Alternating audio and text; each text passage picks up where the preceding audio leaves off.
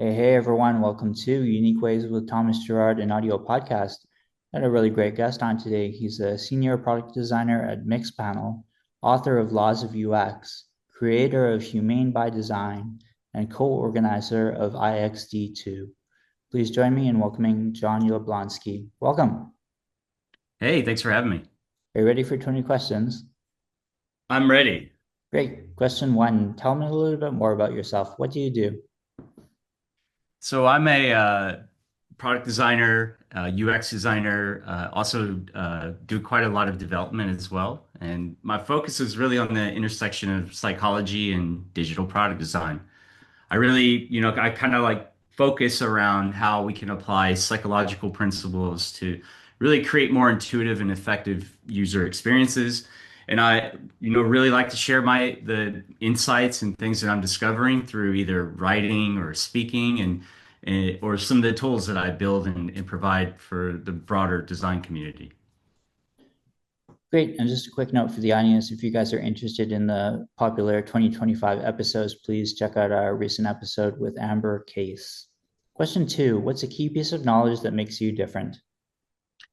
I really, like I mentioned earlier, kind of focusing on the psychological principles. I think how psychology really shapes human behavior and guides our decision making, and really being able to translate that into how that can be applied through design and design patterns that actually work. I think that's really what sets my work apart, and really where I like to focus my own kind of practice as a designer.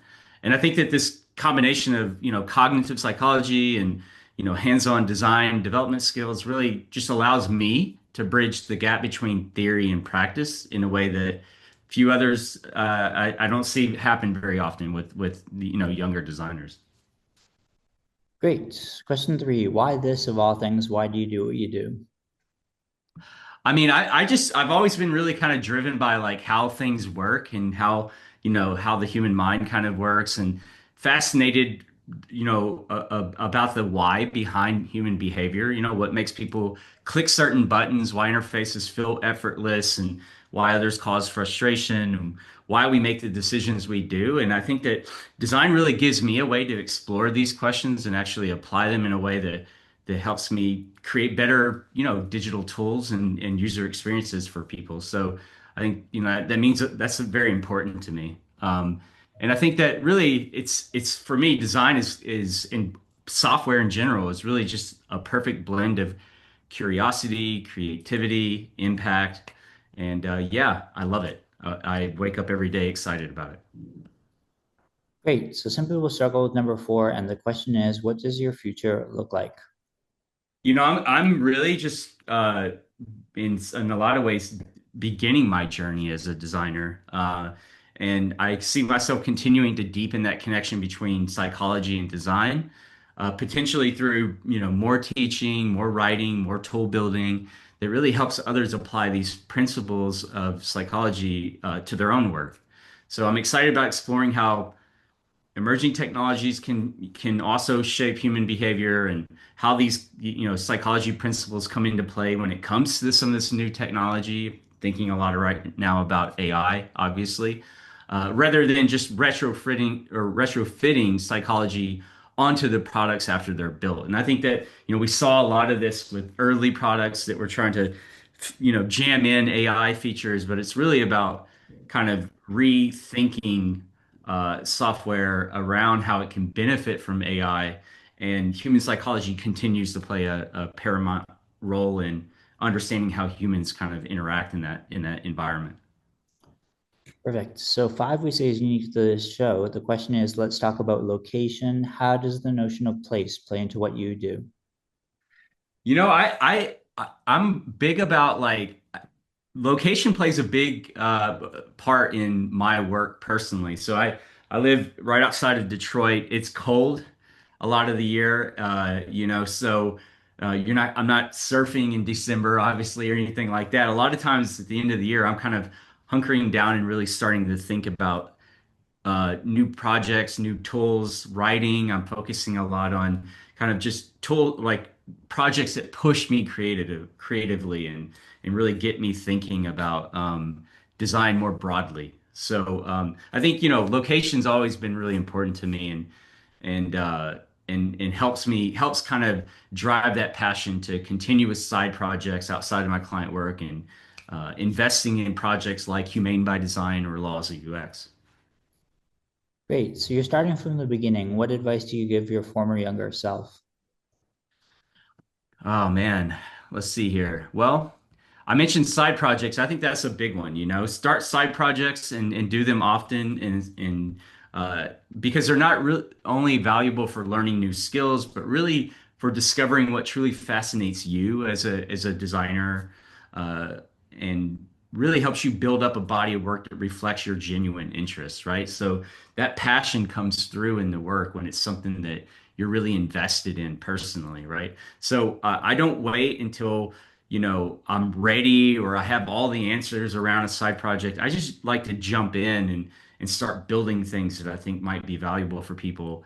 And I think that, also the combination of client work and self-initiated exploration around these side projects really can help set you apart and help you develop a really unique perspective in the field of design. So yeah, I think that would be my advice, man. Get hustling on side projects and really kind of dive in and start building stuff for people. Great. And seven, what's a day in your life like?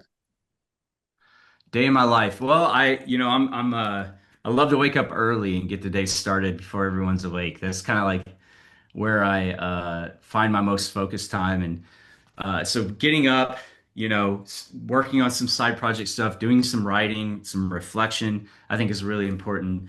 I also like to really kind of focus on health. So getting a great workout in or a run in the mornings, very important to just who I am in my lifestyle. And then I'll kind of transition into work and, focus on, client work. And these days, that's going to be at Mixpanel, which is a product analytics company, and I'm helping to build out their session replay and heat maps features. So that's been a lot of fun. And then come, the closing time, I'm going to be kind of pivoting over and hanging out with my kiddos. I got two beautiful daughters, and I love doing things with them when they get home from school. And then really nighttime comes around and I try to kind of pivot back over and work on either maybe a side project. These days I'm doing a little bit of vibe coding or maybe I'm writing actual code and working on Laws UX, but I try to reserve some time in the evening to getting some creative work done as well. Great. So eight is about lifelong learning. It's a popular topic. How do you stay up to date?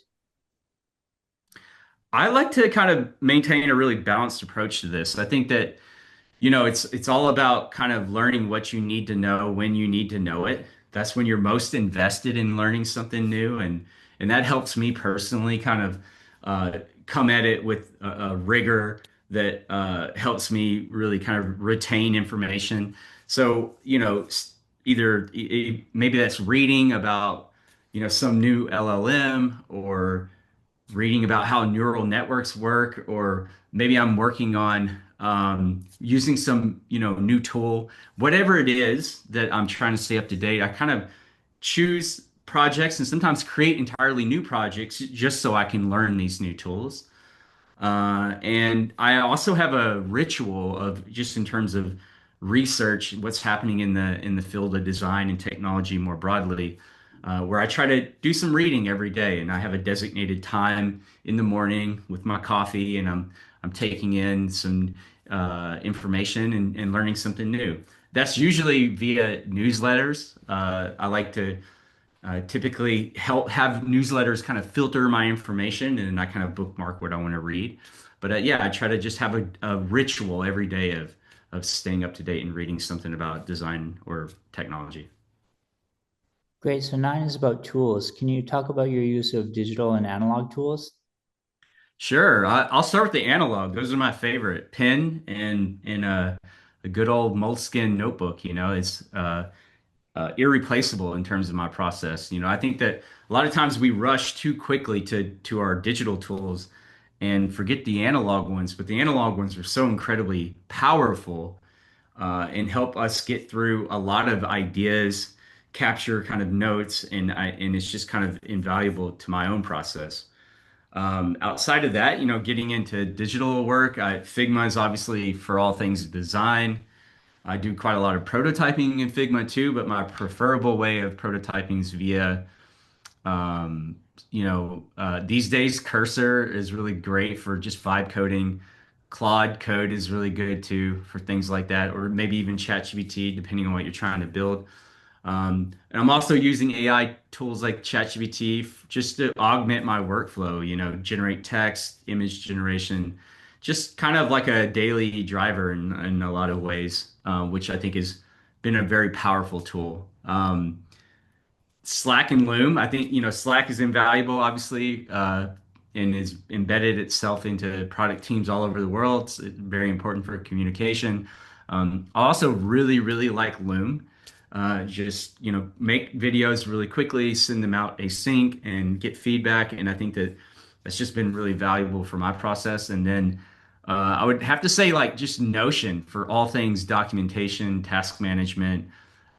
I really love how they integrated AI into Notion as well. So it's just become a go-to kind of personal augmentation tool in so many ways for me. Great. So halfway number 10, work-life balance, life-work balance. How do you deal with it?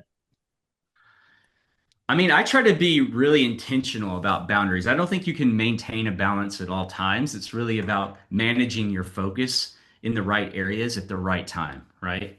So, being intentional about your boundaries, setting up clear work hours is obviously important. Protecting family time.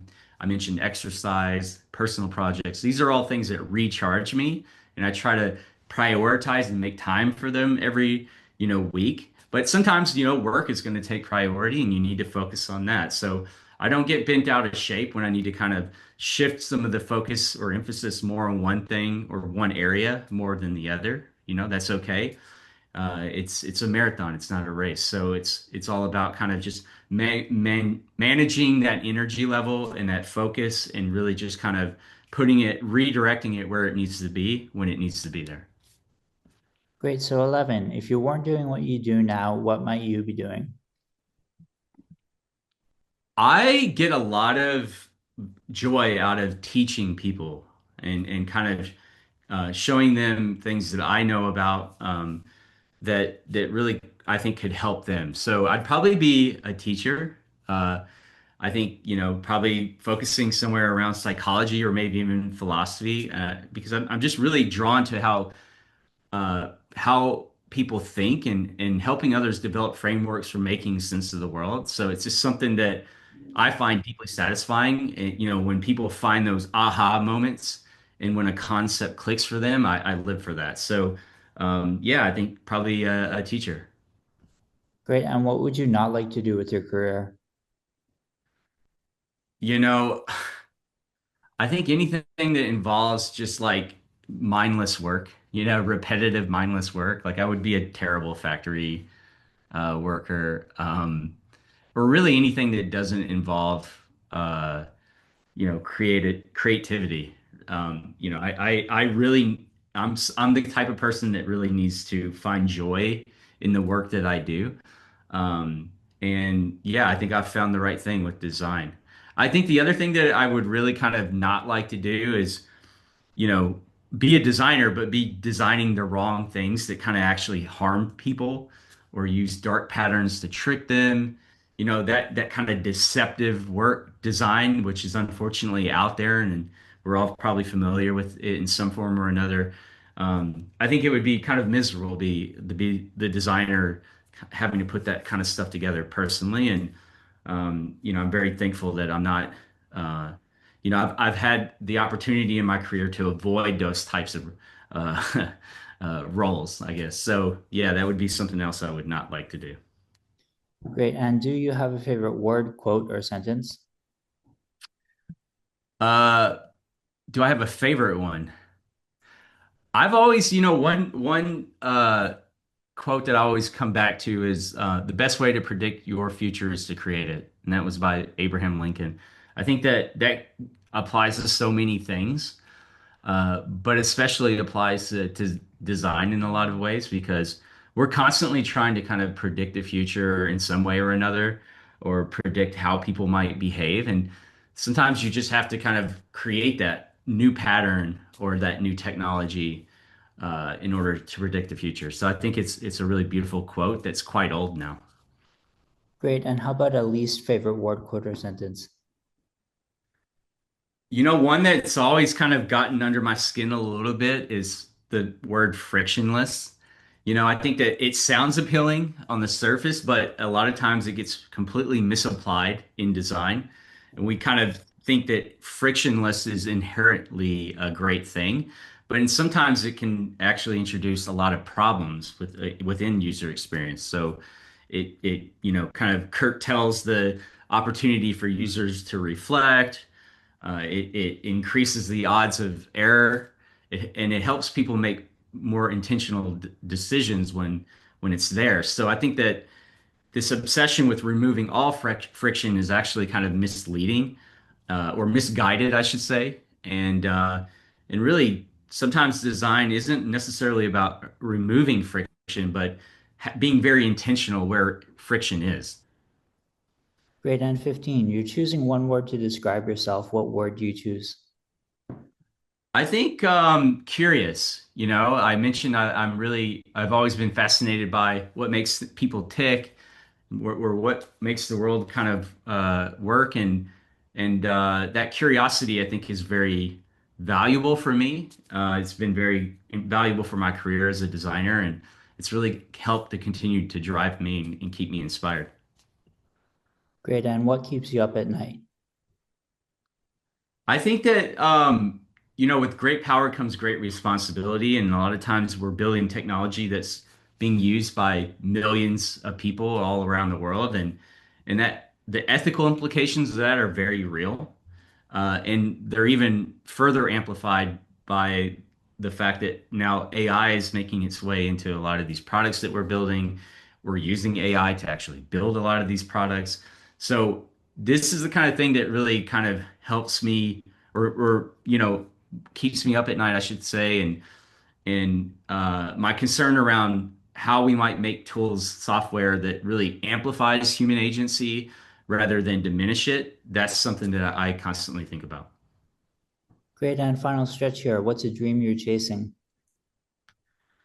I mean, I just love to create things that actually bring value to people's lives, and so yeah, I mean, I continue to building tools that become even more powerful or even more kind of valuable for users. I think that that's really the dream that I'm chasing. You know, the idea that software can actually improve the human condition is something that I'm continuing to kind of strive for. Great. And what inspires you? I get inspired by other humans, like people who approach their work with genuine curiosity and humility, those that admit they don't know and actively seek to understand different perspectives, or the system thinkers that can see the connections between these seemingly unrelated kind of areas, or anyone really using their skills to make complex ideas accessible to other people. I think that, we have a whole roster of legends in the field of design that have just been amazing at these kind of things, and that kind of work, seeing something that's just an amazing feat of engineering or architecture or design. These are the kind of things that continue to inspire me and keep me interested in the field of design. Great. And last couple here. Number 19, any advice you'd like to share?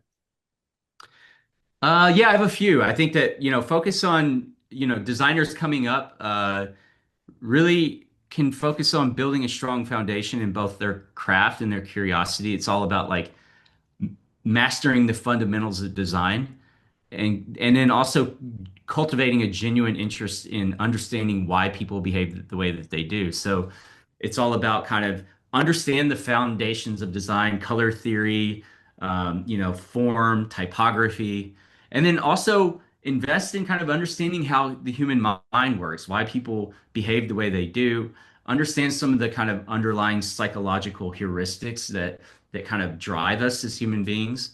And then the next thing I would say is don't be afraid to share your work and ideas publicly, even when you're still kind of forming them, because um, it others will kind of teach you and help guide you along the way. And I think that it really helps to deepen your own understanding around a specific topic when you're getting that feedback from the outside. And then the last thing I would say is, remember that the most valuable skills often emerge at the intersection of like different disciplines. So embrace your diverse interests rather than trying to fit into some kind of narrow specialization.